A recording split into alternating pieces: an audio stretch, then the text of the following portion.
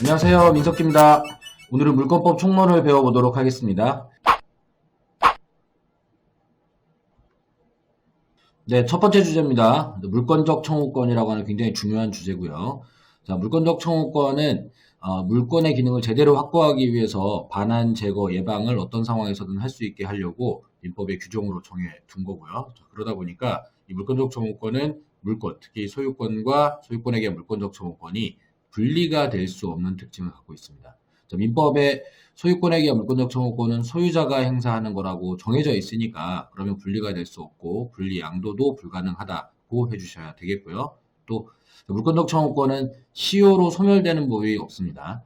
소유권에 시효 소멸이 없기 때문에 소유권이 시효로 소멸되지 않고 남아있는데 소유권에 대한 물권적 청구권만 시효로 소멸된다는 건 있을 수 없는 일이기 때문에 그렇습니다. 그러면 두 개를 종합해 보면 물권적 청구권 누가 가지고 있느냐 보면 현재의 물권자, 특히 소유권에 의한 물권적 청구권은 현재 소유권을 가진 자가 반드시 행사하게 되어 있고, 그러면 물권적 청구권을 누가 행사하느냐는 질문은 전부 다 현재 소유자를 찾아서 답을 선택해 주시면 되겠습니다. 그리고 상대방도 현재 침해자를 상대로 하게 되어 있기 때문에 특히 반환 청구는 현재 점유자를 상대로 행사하게 되고, 그래서 사례 문제에서 물권적 청구권을 누가 누구에게 행사하느냐는 질문이 나오면 현재의 소유자가 현재의 점유자, 현재의 침해자에게 행사하는 거다. 자, 이렇게 선택을 해주면 외우지 않아도 해결을 할 수 있겠습니다. 그러면 이런 기본 지식을 가지고 문제 보도록 하죠. 자, 1번입니다. 자, 소유권에 대한 물권적 청구권은 소유권과 분리해서 양도할 수 없다. 일반적으로 많이 나오는 기본 지문이고요. 자, 소유권에 대한 물권적 청구권이고, 물권적 청구권은 소유권자가 행사하는 것으로 규정되어 있으니까 분리라는 것이 허용되지 않겠고요. 자, 그러면 분리 없다. 이렇게 해주면 맞는 지문이 되겠네요. 그죠? 자, 2번입니다. 소유권에 대한 물권적 청구권은 20년간 행사하지 않으면 시효로 소멸한다라는 지문인데, 자, 이 물권은 지역권 같은 경우 20년간 행사하지 않으면 시효로 소멸하겠습니다만은 소유권이 시효로 소멸하지 않기 때문에 소유권에 의한 물권적 청구권도 20년이 아니라 30년, 40년간 행사하지 않아도 시효로 소멸하는 현상은 벌어지지 않는다가 되겠습니다. 소멸시효의 적용조차가 없는 거고요. 그래서 틀린 지문이 되겠네요. 자, 이런 기본적인 지문들은 이해도가 부족하더라도 외워서 풀 수 있는 부분이 되겠는데요. 자, 3번 보죠. 갑이 을에게 X건물을 매도하고 소유권 이전 등기를 격려해 주었다면 X건물에 대한 물권적 청구권은 을이 행사한다라고 했는데, 자, 이런 문제는 이제 외워서 하기는 좀 힘들겠는데 원리를 이해하고 있다면 물권적 청구권을 누가 행사하느냐는 질문이죠. 자, 물권적 청구권은 현재의 소유자가 행사하는 거니까 그럼 을이 현재 소유권이 있는지를 확인하면 되겠고요. 지금 갑이 을에게 X건물을 매도했는데 소유권 이전 등기를 해 주었죠. 자, 이전 등기를 격려해 주었다면은 등기를 따라서 소유권이 을에게 넘어갔겠고, 그러면 을은 현재 소유권이 있는 상태가 되었으니까 물권적 청구권 을이 행사한다는 말은 맞는 지문이 되겠네요. 자, 반대로 아직 등기를 하지 않았다면 소유권이 을에게 가기 전이니까 을이 행사하지 못하게 될 거고, 그러면 이 문제를 풀 때에는 등기를 했는지 안 했는지 이 부분을 정확하게 체크를 하고 문제를 풀어주셔야 되겠습니다. 자, 4번입니다. 자, 매매계약을 취소한 매도인이 매수인에게 행사하는 말소등기 청구권은 소멸시효에 걸리지 않는다라고 했는데, 자, 이 문제를 푸실 때 이게 소멸시효에 걸리나 안 걸리나 내가 이걸 어떻게 외웠지? 이렇게 접근하시면 안 돼요. 자, 우리 소멸시효는 우리 시험 범위도 아니기 때문에 소멸시효에 걸리느냐 하는 질문은 결국 그것이 물권적 청구권이냐 하는 질문이랑 같은 질문이 되겠습니다. 물권적 청구권은 소멸시효에 걸리지 않으니까, 자, 이 말은 이게 물권적 청구권이 되는 거냐 이렇게 물어보는 질문이 되겠고요. 자, 계약을 취소를 했을 때 말소 등기를 하지 않았더라도 소유권은 이미 매도인에게 회복이 되는 소위 유인성 현상이 벌어지기 때문에 그럼 현재 소유자는 매도인이라고 할 수 있겠고, 그러면 소유권을 갖고 있는 매도인이 행사하는 권리니까, 자, 말소등기 청구라는 명칭에 크게 신경 쓸 것 없이 소유권 있는 자가 하는 권리는 물권적 청구권이 되겠습니다. 자, 그러면 소멸시효에 걸리지 않는다가 맞는 지문이 되겠죠. 그죠? 자, 이렇게 푸는 겁니다. 그래서 자, 매수인이 소유권을 가져갈 때는 등기를 해서 가져가지만 취소나 해제가 됐을 때 매도인이 소유권을 회복하는 현상은 말소 등기를 하지 않아도 벌써 회복이 되기 때문에, 그러면 자, 소유권을 이미 회복한 매도인이 하는 말소 등기 청구권은 물권적 청구권이고, 물권적 청구권이니까 소멸시효에 걸리지 않는다가 되겠습니다. 5번 보겠습니다. 자, 갑소유의 물건을 을이 절취해서 병에게 매도하여 현재 병이 그 물건을 점유하고 있다라고 했는데, 이때 갑은 을에게 물권적 청구권 행사해야 된다라고 했는데, 자, 일단 소유물이 갑소유의 물건이니까 자, 누가 행사하느냐 측면에서는 갑이 행사한다라고 하면 되겠고요. 이제 이 질문은 누구에게 행사하느냐 하는 건데, 자, 지금 을에게라고 했어요. 물권적 청구권은 현재의 침해자를 상대로 하는 건데, 최초의 침해자는 을이 절취를 했지만 그게 현재 병에게 매도돼서 병이 그 물건을 점유하고 있다면 현재 갑의 소유물을 점유하면서 침해를 하고 있는 것은 병이니까 을에게 물권적 청구권 행사를 하는 게 아니고 병에게 물권적 청구권을 행사해야지 되겠습니다. 그래서 이 물권적 청구권은 누가 처음 침해를 했느냐 상관없이 현재 그 물건을 점유하는 자에게 가서 소유자의 지위로서 바로 뺏을 수 있어야 되는 이런 힘을 보유하는 거니까 이 지문은 틀린 지문이 되겠습니다. 자, 원리로서 한다 그러면 여기 있는 지문들은 전혀 암기를 하지 않고도 5개 지문을 모두 해결할 수 있는 지문이니까 자, 여러분들이 이런 지문들이 암기 부담이 없어지도록 빨리 해결을 해 주셨을 때 또 어쩔 수 없이 외워야 되는 지문들을 할 수 있는 시간이 늘어난다는 점 항상 잊지 마시기 바라고요. 자, 두 번째 주제 보도록 하겠습니다. 자, 두 번째 주제는 부동산 물권 변동이라는 주제고요. 자, 이 주제는 우리 시험에 가장 출제가 많이 되는 주제로서 등기를 해야 소유권이나 물권이 이전되느냐 아니면 등기를 하지 않아도 물권 변동이 일어나느냐에 관한 주제가 되겠고요. 자, 기본 원칙상으로는 법률 행위로 인한 물권 변동의 경우에는 등기를 필요로 한다라는 형식주의 원리가 적용되고 법률 규정에 의한 물권 변동은 187조 규정에 따라 등기가 필요 없는 것을 원칙으로 한다는 게 핵심이고요. 자, 법률 행위로 인한 물권 변동이지만 예외적으로 유인성 현상, 소위 취소나 해제로 인해서 매도인에게 소유권이 복귀되는 현상은 등기를, 말소 등기를 하지 않아도 복귀가 된다는 점이 좀 암기가 필요한 부분이고요. 법률 규정에 의한 물권 변동은 점유 취득 시효 규정 딱 한 가지가 소유권을 취득할 때 등기를 해서 취득하라고 규정되어 있다는 점이 좀 암기사항이 되겠습니다. 그래서 자, 이 유인성 현상과 취득 시효는 좀 암기를 해서 문제가 나왔을 때 신속하게 풀 수 있게 하시되 법률행위와 법률 규정을 전부 다 외울 수는 없기 때문에 법률행위는 의사표시가 포함되어 있으면 법률행위다. 그리고 자, 의사표시가 포함되어 있지 않다면 규정일 것이다. 이렇게 좀 외우지 않고도 접근할 수 있게끔 구조를 만들어 두라. 이렇게 수업 시간에 했던 부분입니다. 자, 그러면 문제 보도록 하죠. 자, 매수인이 소유권을 취득하려면 등기를 필요로 한다 했는데 매수인이라고 했으니까 매매계약, 법률행위를 통해서 소유권을 취득하는 상황이고요. 자, 그러면 형식주의 원리에 따라 등기를 필요로 한다가 맞겠네요. 자, 2번 법정지상권을 취득하는 자는 등기를 필요로 한다라고 했는데 이 법정지상권의 이 법정이라는 말은 법률 규정의 줄임말, 즉 법률 규정에 따라 취득하는 지상권이니까 자, 그러면 등기를 필요로 하지 않는다가 되어야 하겠죠. 그죠? 자, 그래서 행위는 등기를 해야 되지만 규정은 등기를 안 해도 된다를 기본으로 문제 적용할 수 있도록 해주시고 자, 3번입니다. 자, 매매계약이 취소가 되었으나 매수인 명의의 소유권 전환기가 말소되지 않았다면이에요. 자, 근데 그러더라도 이미 취소가 되었죠. 자, 그러면 소유권은 이미 유인성 현상에 따라 자, 매도인에게 복귀가 되었기 때문에 그럼 현재 소유자는 말소 등기가 되지 않았다는 말은 함정으로 보시고 매수인이 아니라 매도인이 되겠네요.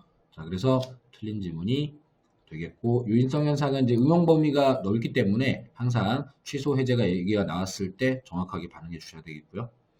4번입니다. 민법 제245조 1항에 의해서 부동산에 대하여 점유 취득 시효를 한 자.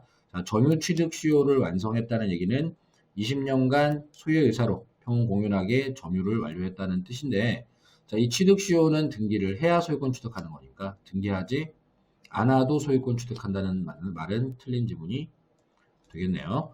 자, 출제자가 문제를 낼 때 이게 법률 규정에 따른 소유권 취득이라는 걸 보여주기 위해서 이렇게 민법 245조 제1항에 의하여라고 해서 규정에 의한 물권 변동이라는 걸 일부러 좀 보여주는 경우가 있는데 함정이라고 생각을 해주시면 되겠고 자, 그렇기 때문에 취득 시효는 좀 암기가 되어 있는 것이 문제를 푸는데 용이하겠습니다.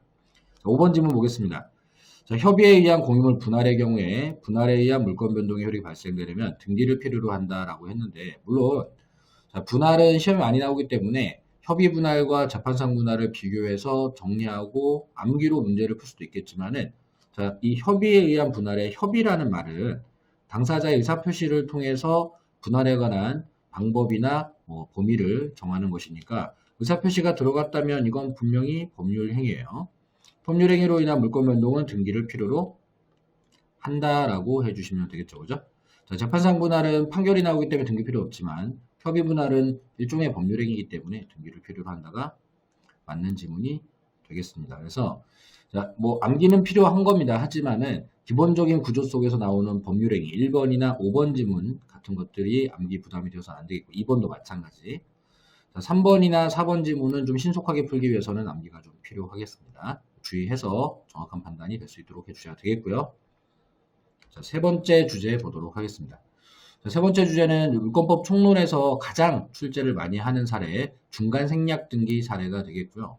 아직은 우리가 이제 1월 기본 강의 단계이기 때문에 이 중간 생략 등기의 심화 판례 같은 것들은 다루고 있지 않습니다만은, 기본적으로 처음 학습 출발할 때 이 두 가지를 좀 잘 구분해서 알고 있으면 응용 판례들도 부담 없이 공부를 할 수가 있겠고요. 이미 종료된 중간 생략 등기의 효력이 유효냐 무효냐를 물어볼 때에는 판단 기준이 원칙적으로는 유효, 단속 규정 위반이라 처벌은 하지만 효력은 발생되게 된다. 자, 그러나 토지거래 허가구역 내에서 중간생략 등기를 하게 되면, 자, 이건 등기를 생략하는 문제보다도 허가를 생략하는 문제가 강행규정 위반이 되기 때문에 무효가 돼서, 자, 무효 판정을 할 때 기준이 되는 것은 토지거래 허가구역이냐 아니냐가 되어야 하겠고요. 반대로 자, 최초 매도인에게 직접 등기 청구를 할 수 있냐라는 질문은 아직 등기가 안 된 상태에서 등기 청구하는 방법을 물어보는 거니까 1번과는 좀 구별이 되어야 하겠고요.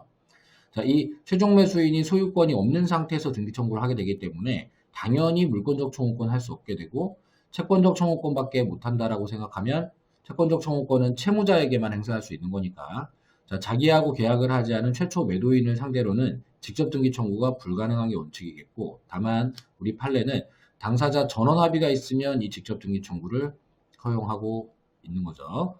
자, 주의하실 게 이 기준이 이미 경로된 중간 생략 등기의 유효 무효를 판정할 때는 전원 합의와 관련이 없다는 겁니다. 자, 이 중간 생략 등기 사례의 전원 합의가 중요한 기준이 되는 것은 직접 등기 청구 문제를 다룰 때에만 그렇고, 자, 유효 무효를 판정할 때에는 이 전원 합의가 아무런 상관이 없어요. 그래서 이 두 개의 기준이 섞여서 뭉개져 버리면 이제 함정에 빠지는 결과가 되는 거니까, 자, 이미 경로된 등기의 유효성을 물어보는 것인지 아니면 등기 청구하는 방법을 물어보는 것인지 잘 구별해서 기준에 맞게 판정해 주셔야 되겠고요. 자, 문제 보도록 하겠습니다. 자, 1번에 중간 생략 등기는 법률상 형사처벌의 대상이 되는 행위이므로, 맞죠? 자, 중간 생략 등기는 이 부동산 등기 특별조치법에서 강력하게 형사처벌을 하고 있고, 여기까지는 틀린 지문이 아닌데, 자, 효력이 발생될 수 없다라고 하면 틀렸죠. 뒷부분이 틀렸고요. 자, 처벌은 하지만 단속 규정 위반 사안이기 때문에 이 등기를 가져갈 사람이 가져간 이 부분에 대해서 사법상 효력은 유효로 하고 있습니다. 자, 2번. 미등기 전매 행위의 경우에 당사자 전원의 합의가 없으면 최종 매수의 명의로 격려된 중간 생략 등기는 효력이 없다. 전형적인 함정 지문인데, 자, 지금 보시면 자, 등기가 격려되어 있죠. 자, 이 부분을 정확하게 캐치를 해야 돼요. 격려된 중간 생략 등기가 유효냐 무효냐 이렇게 물어보면, 그러면 허가구역 얘기가 나와 있는지를 찾아봐야 돼요. 토지거래 허가구역에서라면은 무효가 될 텐데, 지금 문장 지문에 허가구역 얘기가 없다면 효력이 있다로 풀어주셔야지 되는 겁니다. 자, 여기서 당사자 전원의 합의가 없으면이라는 말로 함정을 파고 있는데, 자, 이건 등기 청구 문제에서 따지는 것이지 유효 무효의 기준이 아니니까 무시하고, 최종 매수인 명의로 격려가 된 중간생략 등기는 효력이 있다. 허가구역이 아니니까 이렇게 해주시면 되겠고요. 3번. 토지거래 허가구역 내에서 당사자 전원의 합의에 따라 최초 매도인과 최종 매수인 명의로 허가를 받아서 격려한 중간생략 등기는 효력이 있다라고 했는데, 자, 이번에는 토지거래 허가구역이라는 제약사유가 걸렸죠. 자, 그러면 효력이 없다로 풀어주셔야지 되는 거죠. 자, 이 문장은 또 역으로 함정이 생겼어요. 자, 지금 당사자 전원의 합의에 따라라고 해가지고 마치 문제가 해결된 듯이 문장을 써놓고, 또 심지어 허가를 받아라고 해서 허가 문제도 해결된 것처럼 함정을 파고 있는데 다 고려할 사안이 아니고요.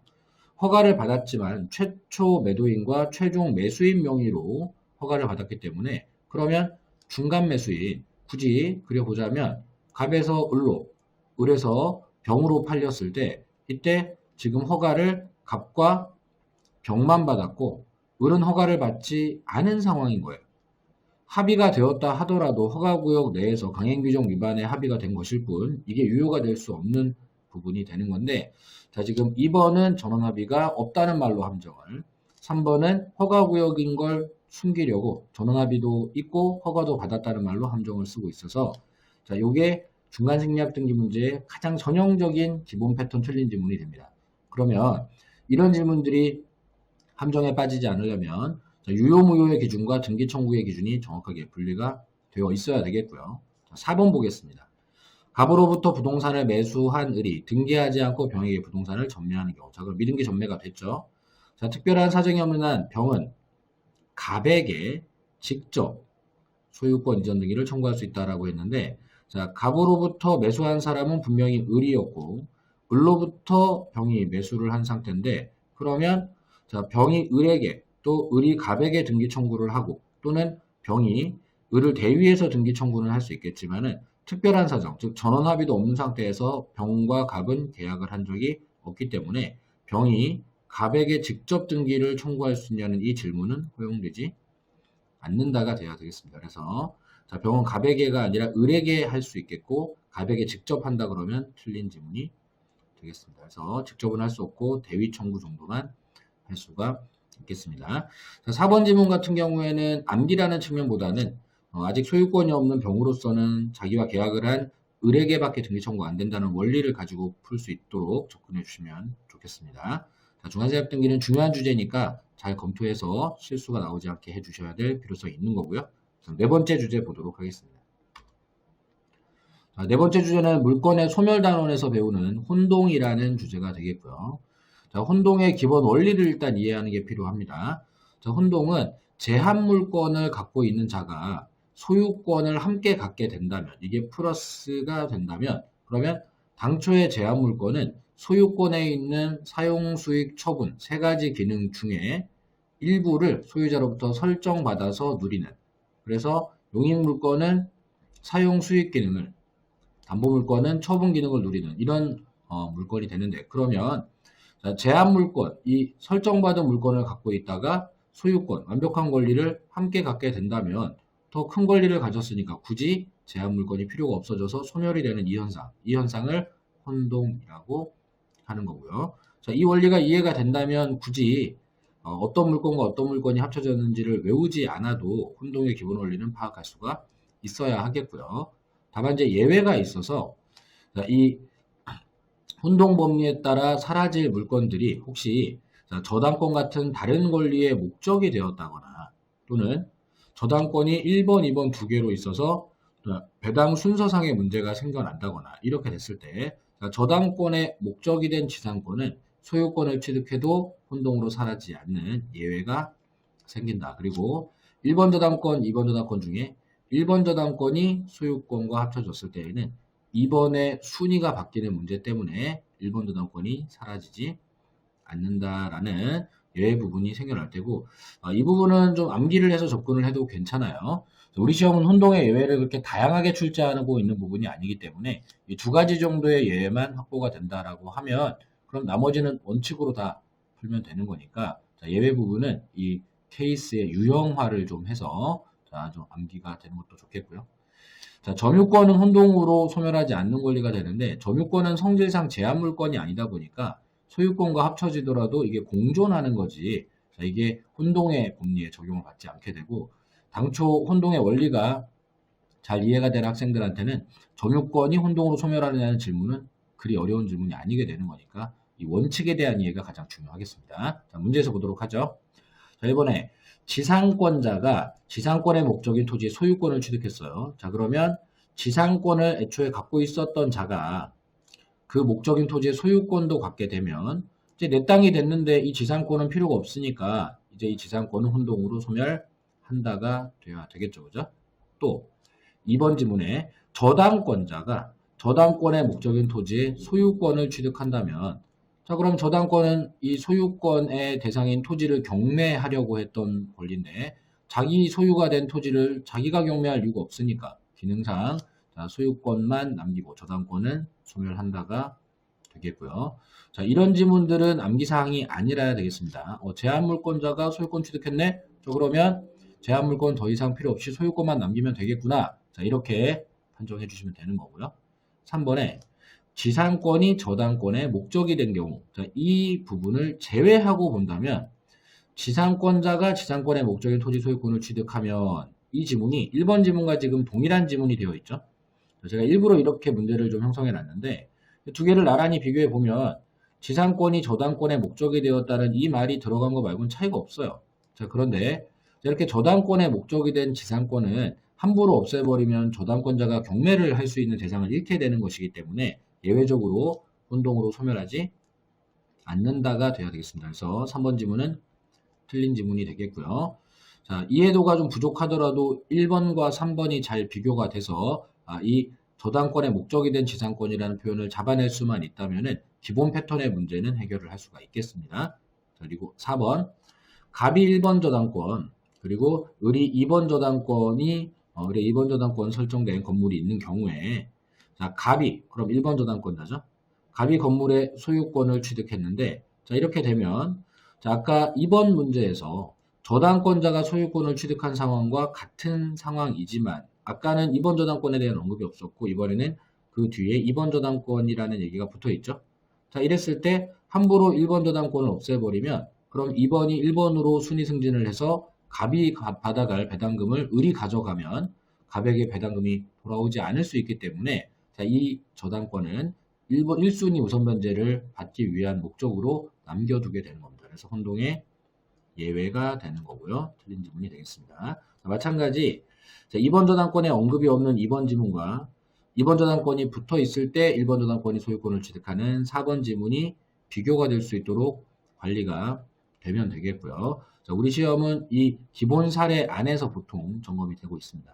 또 5번 점유자가 점유물의 소유권을 취득했는데 점유자였던 사람이 처음엔 소유자가 아니었다가 소유권을 취득했는데 그러면 내 거 됐으니까 자, 소유권도 갖고 점유도 하겠죠. 이때 점유권이 혼동으로 소멸한다는 지문은 볼 거 없이 틀린 지문 되겠고 사실 이 앞부분을 점검하지 않더라도 점유권은 어떤 경우에도 혼동으로 소멸하는 일이 없기 때문에 이 문장 자체만 보고도 틀린 지문으로 판정을 할 수가 있어야지 되겠습니다.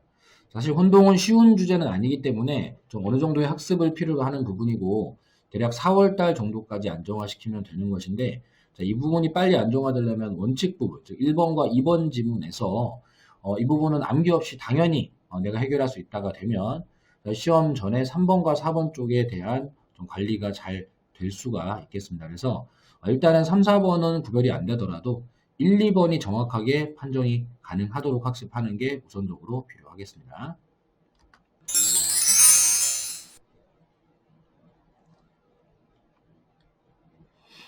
네, 오늘은 물권법 총론의 기본 문제 확인해 보았습니다. 물권법 총론은 이 굉장히 어려운 주제들이 많이 들어가 있기 때문에 여러분들이 한 번에 해결하려고 욕심내지 마시고 1, 2월 순환 과정에서는 등기 청구권이라든가 중간 생략 등기 또는 물권 변동의 기본적인 원리만 좀 소화를 한다고 생각을 하시고 그리고 예외 항목이라든가 응용 지문들은 3, 4월, 5, 6월 순환 과정에서 조금씩 살을 보태서 간다는 생각으로 학습을 해주셔야 되겠고요. 한 번에 무리하게 모든 걸 이해하고 끝내보려고 욕심을 내보면 생각보다 쉽지 않아요. 그렇기 때문에 지금 내가 해야 될 일이 무엇인지 그 부분에 집중을 하고 해결되지 않는 부분은 재차 학습할 때 조금 더 보는 눈이 높아지는 거니까 좀 겸손한 자세로 차근차근 공부를 해주시기를 바라겠습니다. 자, 열심히 학습하시고 또 짬짬에 대해서 공부하시고 합격으로 가는 하루하루가 될 수 있기를 바라겠습니다. 수고하셨습니다.